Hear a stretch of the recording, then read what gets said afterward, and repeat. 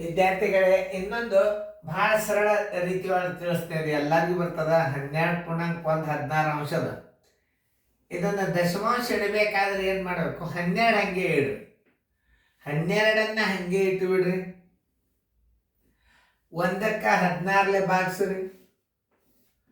ನೋಡಿ, 16 ಭಾಗಿಸಿದಾಗ ಬಿಂದು ಒಂದು 0 ತಗೋರಿ. ಬಾಗ್ ಹೋಗಂಗಿಲ್ಲ, ಒಂದು 0 ಕೊಡ್ರಿ, ಇಲ್ಲೊಂದು 0 ತಗೋರಿ. 16 6 96. ನೋಡಿ ಎಷ್ಟು ಉಳಿತು? 4 ಉಳಿತು. ಮುಂದೆ ಮೇಲೆ ಒಂದು 0 ತಗೋಬಹುದು.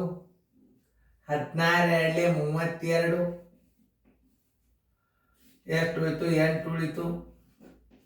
ಒಂದು 0 ತಗೋಬಹುದು. 16 5 80. ನೋಡಿ, ಇದನ್ನ ಏನ್ ಮಾಡಬೇಕು? ಈ ಬಿಂದು ಚಿಕ್ಕ 0 ಇರ್ತದಲ್ಲ, ಇದು 12 ಆಗಿರ್ತದೆ. ಇದನ್ನು ಬಿಡ್ರಿ. 12 ಬಿಂದು 0 6 2 5 ಇಷ್ಟು ಇಟ್ಟು ಬಿಟ್ರೆ ಆನ್ಸರ್ ಮುಗೀತು ನಿಮ್ದು. ಏನು? 12 ಬಿಂದು 0 6 2 5 ಇಟ್ಟು ಬಿಟ್ರೆ ಆಯ್ತು. ನೋಡಿ ಎಲ್ಲದ? 0 6 2 5 12 ಬಿಂದು 0 6 ಬರೋಬ್ಬರಿ ಸಿ. ಏನು ಬೇರೆ ಲೆಕ್ಕ? ದಶಮಾಂಶ ಮಾಡೋದಂತ ಎಲ್ಲರಿಗೂ ಬರ್ತಾವ, ತಿಳಿತಲ್ಲ?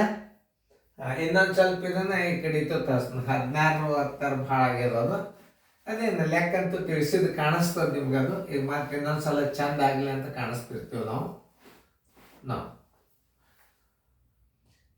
12.1 16 12 ಬಿಂದು 0 6 0 6 2 5 ಇಟ್ಬಿಡಿ. ಯಾಕಂದ್ರೆ ದಶಮಾಂಶ 12 0 ಹೋಗ್ತದೆ. ಅದರ ಮುಂದೆ ಬಿಂದು ಕೊಟ್ಟು 0 6 2 5 ಇಟ್ಬಿಟ್ರೆ ಉತ್ತರ ಮುಗೀತು. ಉತ್ತರ ಸಂಖ್ಯೆ ಸಿ. ನೋಡಿ, ಸರಳ ಆಗ್ತಾವೆ.